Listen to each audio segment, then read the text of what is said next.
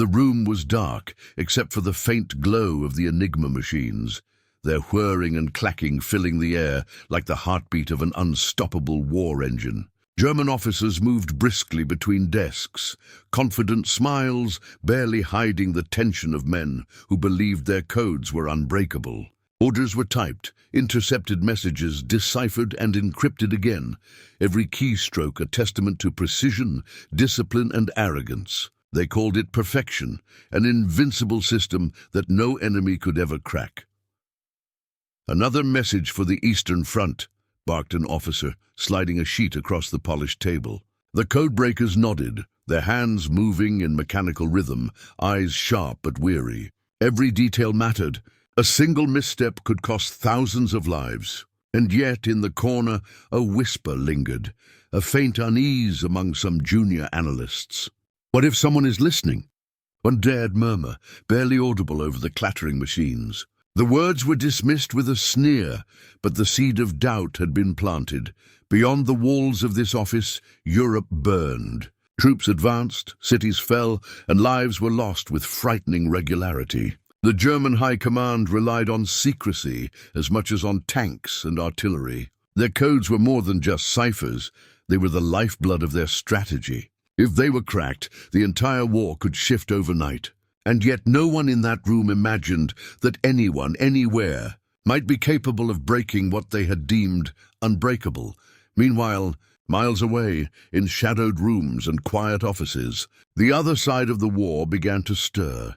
American operatives, young men and women hunched over typewriters and primitive computing machines, whispered to each other in hurried tones. They spoke in riddles, in mathematical formulas, in a language meant to remain secret from the world. They had no tanks, no vast armies at their disposal, only intellect, patience, and a relentless drive to do what no one thought possible.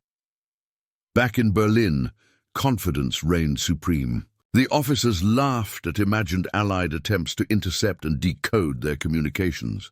"They will never touch it," one said, thumping the Enigma machine with pride. Every calculation, every wheel turn, every key press reinforced the illusion of invincibility. Yet outside the window the night was quiet, deceptive, pregnant with the unknown. Somewhere in that darkness, an invisible war was already underway, and then, almost imperceptibly, the tension shifted. The codebreakers glanced at one another with a rare flicker of doubt. The messages, so carefully guarded, so meticulously crafted, would not stay secret for long. An invisible force was creeping closer, patient, intelligent, unrelenting. The Germans, masters of secrecy, were about to face a truth they could not have imagined. The impossible was happening. Somewhere, far from the grand halls of command and the clattering machines, a different kind of war had begun. A war of minds, of puzzles, of codes. And in that quiet storm, the first hints of an American breakthrough were taking shape. The officers in Berlin, confident, certain, invincible, had no idea that their world was about to be upended. Not tomorrow, not next week, tonight, and somewhere in the shadows. Someone was already listening. The hum of typewriters echoed through the dimly lit rooms of Arlington Hall. A stately Virginia mansion transformed into a fortress of intelligence. The air was thick with smoke, coffee, and the tension of young minds pushed to their limits. Every keystroke, every pencil scratch, every whispered calculation mattered. Outside, the world waged a brutal war, but inside, a quieter, invisible battle raged. A battle of wits against a formidable and unseen enemy. Among the analysts, a young woman named Eliza Henderson paused over a sheet of intercepted German communications. Her brow furrowed, eyes scanning columns of letters and numbers that to most would have been meaningless. But to her, patterns began to emerge, faint and tantalizing, like whispers of a secret song. "If we can just find the key," she muttered under her breath, the words barely escaping her lips. Around her the room remained silent, the weight of secrecy pressing on everyone. No one could speak of what they were doing outside these walls. Failure was not just personal. It could mean lives lost across the Atlantic. The pressure was relentless. Every day, the Allies needed actionable intelligence. German troop movements, U-boat positions, plans for assaults. Every message was a potential life-or-death puzzle. And every intercepted communication arrived encrypted in the mind-bending Enigma code, a system so complex that even the most brilliant mathematicians could be reduced to frustration. Yet here in these shadowed rooms, minds labored with tireless focus. Some worked in isolation, fingers flying across typewriters and early computing devices. Others in hushed collaboration, debating patterns, testing hypotheses, rewriting theories on blackboards crowded with numbers.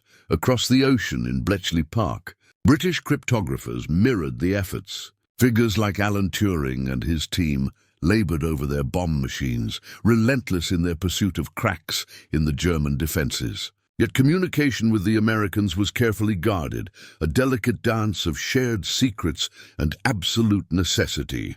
Each discovery, no matter how small, had to be tested, verified and preserved. One false move, one leaked insight, and the fragile balance of secrecy would shatter. At Arlington Hall, Eliza leaned back from her desk, rubbing tired eyes. She thought of her brother, stationed somewhere in France, facing dangers she could only imagine. If she failed, if they failed, lives would be lost. And yet, the possibility of victory, the chance to turn the tide of war, hung like a fragile beacon just beyond reach. "We're close," she whispered, though she couldn't be certain if it was to herself or to the ghosts of the mansion that now served as her war front. The work was painstaking. Analysts would spend hours tracing letter frequencies, testing possible rotor settings, cross-referencing patterns in messages received days, even weeks apart. Every breakthrough was small but crucial. A single word deciphered here, a fragment of a message there. It was not the explosive action of a battlefield, but it was every bit as critical. Every hour spent in these rooms could save thousands of lives on distant shores. Yet the emotional toll was immense. The young men and women often went days without proper sleep, subsisting on cold coffee and sandwiches, driven by the knowledge that each message they decrypted could prevent a bombing raid, a massacre, or the sinking of a supply convoy. Anxiety and hope existed side by side. One miscalculation could doom entire campaigns. One brilliant insight could shift the war in an instant, night after night. The mansion remained alive with the quiet intensity of its human engines. The soft tapping of typewriters became a rhythm of defiance, a silent rebellion against the darkness of Nazi power. Analysts whispered codes, debated rotor configurations, and celebrated the smallest victories in hushed tones. There was no glory in this work, no parades, no medals, only the knowledge that they were the unseen line between life and death. And then a breakthrough began to emerge. Not a sudden explosion of clarity, but a creeping understanding. Fragments of intercepted messages, when carefully aligned, began to form coherent patterns. Letters, once meaningless, now hinted at movement, strategy, and intent. The Germans believed their codes unbreakable, but the Americans were proving otherwise. With each passing hour, the impossible seemed a little more possible. Eliza glanced at the clock, nearly midnight. Around her, the other analysts pressed on, some hunched over tables, others pacing with tension written across their faces. The mansion, once stately and serene, had become a crucible of intellect, pressure, and quiet heroism. Each decision, each calculation was a step into the unknown, a wager against an enemy who could not imagine the scope of American ingenuity. Outside, the night was still, deceptive and calm. But inside Arlington Hall, a storm of intellect raged, one that could not be seen on battle maps or in headlines. The Germans, confident in their codes and oblivious to the invisible war being waged against them, had no idea what was coming. Every decrypted message, every small pattern recognized, was a strike in a war they could not yet see, a war fought in shadows, by men and women who would never claim the credit they deserved. And somewhere, across the Atlantic, British collaborators smiled quietly to themselves, knowing the Americans were closing in on a solution that could change everything. The race was on, the stakes higher than ever, and the tension unbearable. The codes that had seemed untouchable were starting to tremble under the pressure of relentless minds. Determined to make the impossible real, tonight the invisible war would intensify, and the first true hints of victory would begin to shine through the darkness. The room at Arlington Hall was electric with tension. Every intercepted German transmission brought a new surge of urgency. Reports had come in that convoys were being ambushed in the Atlantic, that U-boats had slipped past Allied patrols, and that troops were massing in ways no one had anticipated. The clock was ticking, each passing hour carrying the weight of countless lives. Analysts leaned over decrypted fragments, their brows slick with sweat, eyes darting between typewritten letters and fragile paper charts. Every mistake could be fatal. Every success could save thousands. Eliza Henderson's hands shook slightly as she traced a sequence of letters, trying to align them with a partial German message received just hours earlier. "It has to fit," she muttered, her voice barely audible. She tried one rotor setting, then another, each attempt more desperate than the last. Across the room, her colleagues muttered over similar sequences, scribbling, erasing and rewriting. Hours of work could vanish in a single failed guess. The weight of the war pressed down on them, invisible but suffocating. Near misses came constantly. One decrypted fragment suggested an attack in Norway, but the timing didn't match incoming reports. Another hinted at U-boat movements in the Mediterranean, yet the coordinates were off by miles. Every small victory felt hollow until cross-verified. Every mistake threatened disaster, and yet no one faltered. The pressure was unbearable, but giving up was never an option. Each message was a puzzle, a lifeline, a thread connecting them to the front lines where men and women depended on them without ever knowing it. Then finally, a breakthrough. Eliza's eyes widened as a previously indecipherable string of letters snapped into meaning. Troop movements, locations, even strategic objectives emerged like a map of shadows suddenly illuminated. She called over her supervisor, who double-checked and then whispered, barely containing his astonishment, This could change everything." The room erupted quietly, no celebrations, only a shared sense of relief and determination. The breakthrough was critical, but it was only the beginning.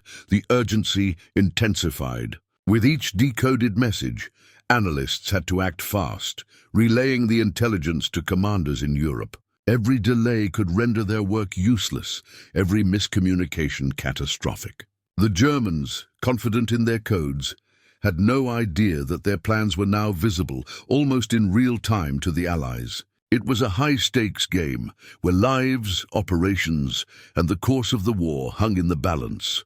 Through the long night, the typewriters clattered, minds raced, and hearts pounded. The invisible war of intellect and intuition raged on, unstoppable, relentless. And as dawn approached, the first pieces of a larger, critical picture began to emerge. The Americans were not just keeping pace, they were gaining ground. One painstakingly decrypted message at a time. Every second counted. Every fragment mattered. And somewhere in the vast expanse of the Atlantic and Europe, the enemy's confidence was about to be shattered by a force they couldn't see coming. The night was quiet, almost deceivingly so at Arlington Hall. Outside, the wind rustled through the trees, and the occasional owl hooted in the darkness. Inside, the rooms glowed with the soft, flickering light of lamps, casting shadows on the exhausted faces of analysts hunched over their typewriters and cipher sheets. For weeks, they had labored in near-total secrecy, chasing fragments of letters, patterns, and rotor settings that could unlock the secrets of the German High Command. Tonight, however, something felt different. Eliza Henderson stared at the latest string of letters, a sequence that had tormented her for hours. Her fingers hovered over the typewriter keys, and she drew a deep, steadying breath. "It has to make sense," she whispered to herself. Slowly, she adjusted the rotors according to a pattern they had been testing for days, a combination so delicate that a single misstep would erase hours of work. The letters began to align. One after another, fragments merged into words. then sentences, then fully coherent messages. Her breath caught. "Look at this," she called softly, motioning for her supervisor, a veteran of Arlington Hall named Colonel James Whitmore. He leaned in, scanning the decrypted text. His eyes widened in disbelief, then narrowed in awe. The messages were clear: precise orders, troop movements, U-boat positions, supply logistics, all laid bare in the ciphered communications that Germany had considered unbreakable. This is it," he murmured, almost to himself. The room, tense and silent moments ago, began to hum with quiet excitement. Word spread quickly among the analysts. Others crowded around typewriters and desks, cross-referencing fragments, verifying patterns, and testing the consistency of the decoded messages. Every message they decrypted confirmed the breakthrough. The Enigma code, the symbol of German invincibility, was no longer a mystery. The room vibrated with a mix of exhilaration and disbelief. They had done the impossible. For Eliza, the weight of the moment hit like a physical force. Weeks of exhaustion, anxiety, and relentless pressure suddenly crystallized into one electrifying realization. The Allies now had the power to read German communications almost in real time. Every convoy, every troop deployment, every secret instruction could be intercepted, understood, and countered. The war, which had seemed endless and uncertain, could now be influenced in ways they had only dared to imagine. Colonel Whitmore, normally stoic and measured, allowed himself a rare smile. "Prepare to relay this immediately," he said, his voice steady but charged with urgency. "Command needs this information yesterday." Analysts scurried to type out summaries, cross-check details, and organize the decrypted messages for transmission. Outside the mansion, the night continued its quiet vigil, oblivious to the seismic shift occurring within. The historical weight of their achievement was almost overwhelming. They had not fired a single shot, nor launched a single plane, yet they had shifted the balance of power. Every decision Germany made, every strategic maneuver, was now vulnerable. The concept of invincibility, the myth of the unbreakable enigma, had been shattered. Somewhere across the Atlantic, British cryptographers at Bletchley Park undoubtedly felt the same thrill of triumph, knowing their collaboration with the Americans had borne fruit. Yet amidst the celebration, there was no arrogance, no gloating. The analysts understood the responsibility that came with this knowledge. A single misstep in handling or transmitting intelligence could negate the breakthrough entirely. The room was alive with energy, but every face also reflected focus, discipline, and the weight of duty. They were aware that they held the most powerful weapon of the war, not a gun, not a bomb, but information itself. Eliza sank into her chair for a moment, letting the realization settle. Tears pricked at the corners of her eyes, a mixture of relief, pride, and the quiet acknowledgement of the lives that would be saved because of their work. Hours of frustration, near misses, and mental exhaustion culminated in this night, a night that would echo through history as a turning point in the war. As the first reports were dispatched to command centers in London and Washington, the energy in Arlington Hall shifted from disbelief to purposeful action. Every decrypted message was a potential lifeline for soldiers on the front lines, a way to anticipate attacks, prevent ambushes, and guide strategic decisions. The breakthrough was not an end. It was the opening salvo in a new kind of warfare, one fought with intellect, patience, and precision rather than bullets and bombs.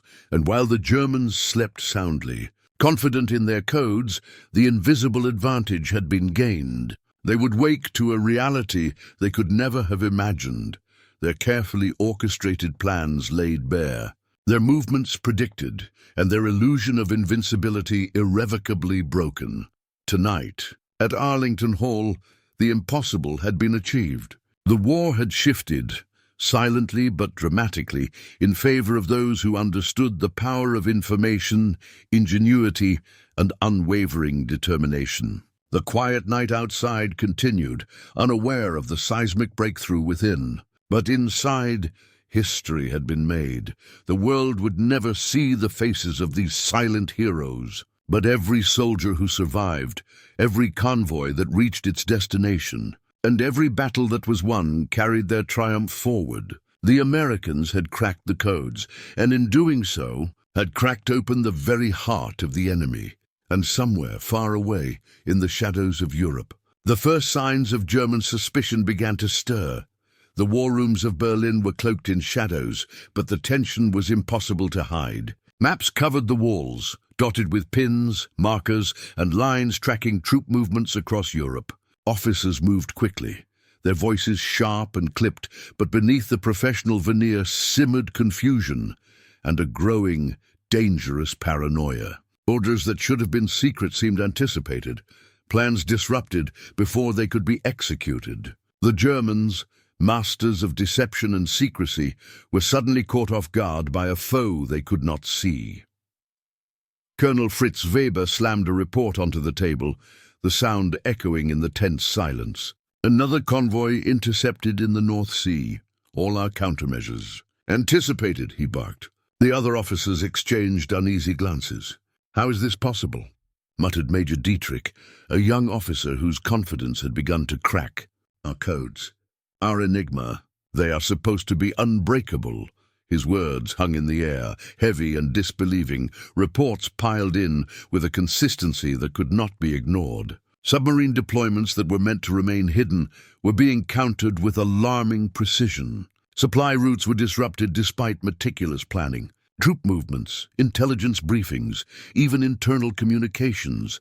Every strategy seemed to be anticipated by an enemy that had no visible presence on the battlefield. Whispers spread through the offices, murmurs of spies and traitors, of impossible leaks.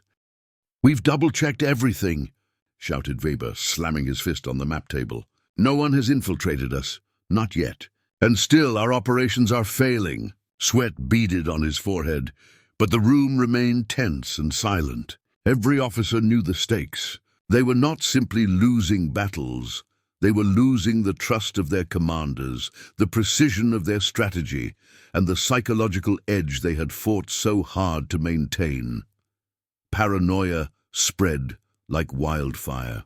Intelligence officers scrutinized every subordinate, every courier, every dispatch, questioning loyalty and competence. A single misplaced word, a single delayed transmission, could now appear catastrophic. Meetings that had once been routine became battlegrounds of suspicion and doubt. Arguments flared over minor discrepancies in reports, each officer desperate to find an explanation for the inexplicable.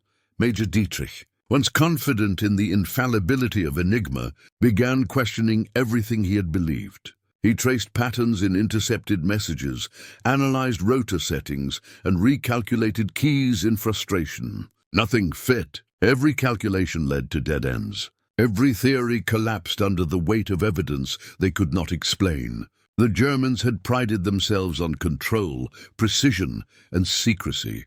Now control was slipping through their fingers like sand, and then came the orders from higher command. Direct and urgent, review every failed operation, investigate every breach, and double the scrutiny on all communications. Yet even these instructions, meant to restore clarity, only deepened the anxiety. Officers feared reporting failures would be seen as incompetence. Withholding information risked catastrophe.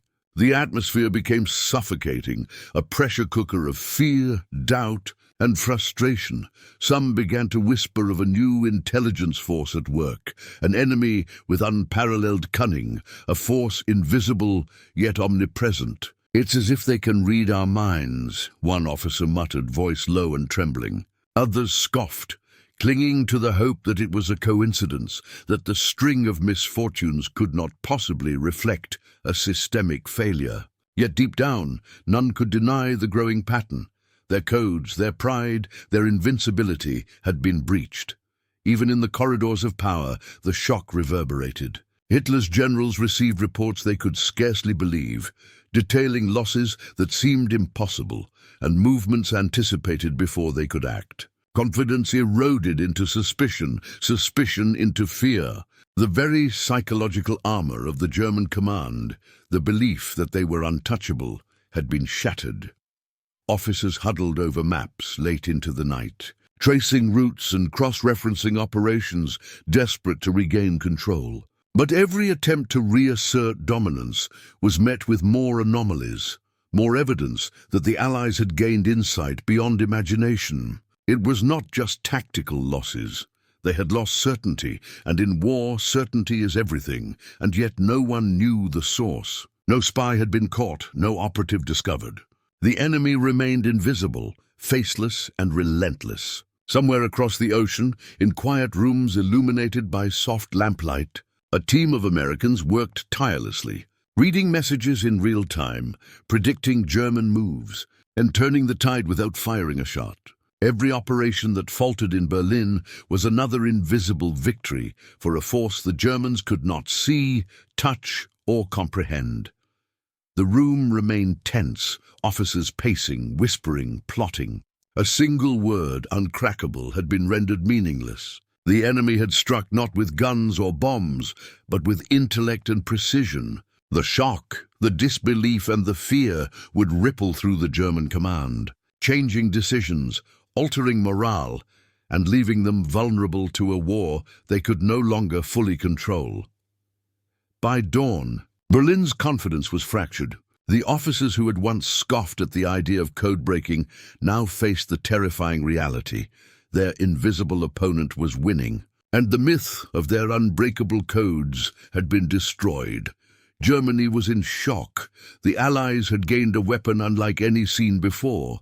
Not a fleet of tanks, not a squadron of planes, but knowledge. The intelligence flowing from Arlington Hall and Bletchley Park now dictated the course of battles, guiding commanders with a clarity that Germany could never anticipate. Every decoded message was a revelation, every intercepted order a lifeline.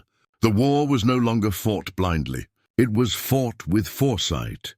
In the early hours before dawn, Admiral Ernest King reviewed decrypted intelligence reports with his staff. U-boat positions in the Atlantic, previously unpredictable, were now laid bare. Convoys that had once been vulnerable to sudden ambushes could now navigate the treacherous waters with precision. "They've been anticipating us," muttered one officer, awe mingling with relief. King nodded, the weight of responsibility heavy on his shoulders. Every ship saved, every life preserved, was a testament to the unseen warriors behind the codes. Meanwhile, in Europe, preparations for the most ambitious operation of the war, D-Day, were underway. Allied commanders pored over maps and intelligence briefings, aware that every German defensive position, every unit deployment, had been illuminated by decrypted messages. The timing, the locations, the strategies, they had an almost uncanny insight into the enemy's plans. Eliza Henderson's work, hours of painstaking effort, had become the backbone of an invasion that would alter the course of history. On the beaches of Normandy, soldiers rehearsed, strategized, and steeled themselves for what would become the largest amphibious assault in history. Behind the front lines, cryptographers continued to decrypt messages, each fragment offering guidance on German troop movements, artillery placements, and reinforcements. The Allies could anticipate attacks, divert resources, and strike with precision. A single word decrypted overnight could save hundreds, even thousands of lives on the battlefield. In the Atlantic, the U-boat threat had been relentless for years, wreaking havoc on Allied supply lines. But now, intelligence allowed for calculated counterattacks. Convoys rerouted, hunter-killer groups dispatched, and U-boats intercepted before they could strike. The tide of the naval war began to shift, quietly but decisively. German crews, confident in their stealth, found themselves ambushed, outmaneuvered, and exposed. The invisible hand of American and British codebreakers reshaped the battlefield without ever firing a shot. At command centers in London, generals studied the decrypted messages with a mixture of amazement and cautious optimism. Every intercepted order revealed vulnerabilities, patterns, and weaknesses in German strategy. Battles that might have ended in disaster now ended in victory. The cumulative effect was staggering. Intelligence had become a weapon of unparalleled power, and those who wielded it operated from the shadows. Unseen, yet decisive, Eliza, back at Arlington Hall, read the latest batch of decrypted communications. Each line of text represented more than strategy. It represented lives, families, and the fragile hope of victory. Her hands trembled slightly as she typed summaries to send to commanders overseas. She imagined soldiers on the front lines, relying on the insights gleaned from her work, unknowingly guided by her efforts. The quiet pride she felt was tinged with urgency.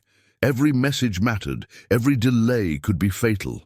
In one instance, a German armored division was poised to cut through Allied lines in northern France. Decrypted intelligence revealed the plan hours in advance. Commanders moved swiftly, reinforcing positions and preparing counterattacks. When the Germans advanced, they encountered resistance they could not have predicted, their strategy unraveling before it could succeed. The outcome was a decisive victory that would have been impossible without the insight gained from the broken codes.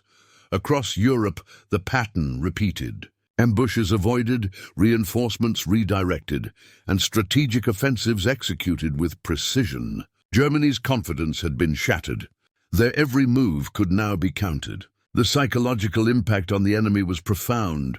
The same codes that had once ensured their dominance now betrayed them, turning their meticulous planning into predictable maneuvers. By the end of the month, it was clear the invisible work of codebreakers had turned the tide of the war. The battlefield had shifted, not because of overwhelming firepower alone, but because intelligence allowed the Allies to strike with foresight, efficiency, and unprecedented accuracy. Every soldier who advanced with the knowledge gleaned from decrypted messages was part of a silent, hidden victory. A victory built in quiet offices and shadowed rooms, thousands of miles from the front lines. As night fell over Arlington Hall, Eliza and her colleagues leaned back in their chairs, exhausted but resolute. The glow of lamps cast long shadows over desks cluttered with papers and typewriters. Outside, the world remained oblivious to the monumental impact of their work. Inside, however, the tide had turned. Germany, once confident in their invincibility, faced an enemy they could not see and could not anticipate. The war would never be the same, and in those quiet rooms, history was being written, not with guns or bombs, but with intellect, patience, and the unyielding pursuit of the impossible.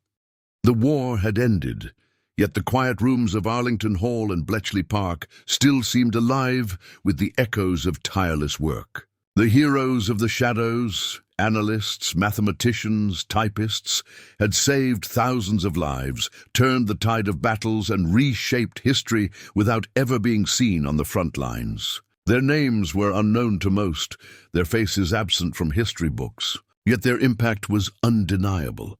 Eliza Henderson walked through the now empty halls, memories of long nights spent hunched over typewriters flooding back. The exhilaration of breakthroughs, the tension of near misses, the weight of responsibility, it all seemed surreal.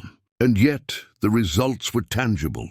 Convoys had sailed safely, battles had been won, and the seemingly invincible German codes had been shattered. Their work had been invisible, but its consequences had reverberated across continents. Across the world, Germany struggled to comprehend the scale of what had happened. The codes they had trusted implicitly, the strategies they had believed unassailable, had been undone by minds working quietly in the dark. Historians would later recognize the profound psychological and strategic impact of these silent victories, and for the codebreakers, recognition was slow, often delayed by decades, but it mattered little. The true reward had been the lives saved, the battles altered, and the knowledge that intellect and perseverance could achieve the impossible. In the end, history remembered the wars, the battles, and the soldiers. But it was the silent heroes, working in shadows, listening, decoding, and anticipating, that had changed the world. And their legacy endured, a testament to courage, intelligence, and unwavering dedication to a cause greater than themselves.